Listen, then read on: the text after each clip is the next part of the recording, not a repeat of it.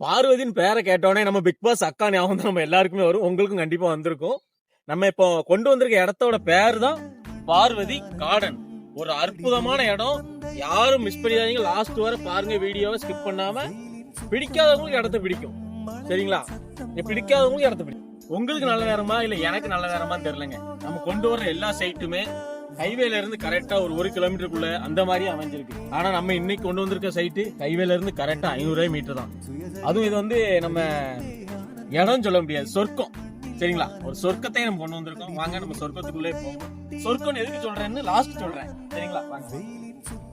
நம்ம கிட்ட மொத்தம் 4 சைட்டு சேல்ஸ்க்கு வந்திருக்கு. அதுல 2 கார்னர் பிளாட், சரிங்களா? சீக்கிரம் வாங்க, சீக்கிரம் வந்து புக் பண்ணிக்கோங்க. முக்கியமா டிடிசி அப்ரூவல் பிளாட், சரிங்களா?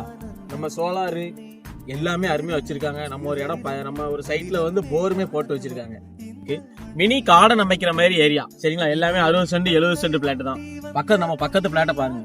இப்பதான் தென்னை மரம் மாங்காய் எல்லாம் ஊனி இருக்காங்க. இன்னும் ஒரு 2 வருஷம் கழிச்சோ இந்த இடத்த பார்த்தோன்னு வைங்களேன், அவ்வளவு ஒரு அருமையா இருக்கும். இயற்கையான ஒரு லைஃப் வாழலாம்.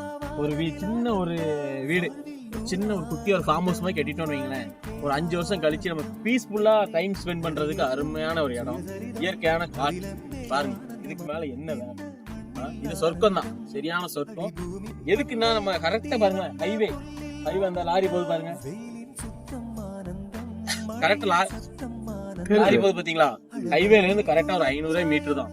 நம்ம தெவிச்சல்புரத்துக்கும் பாவகுளத்துக்கும் நடுவுல ஒரு அருமையான இடம், சரிங்களா? யாரும் மிஸ் பண்ணிடாதீங்க.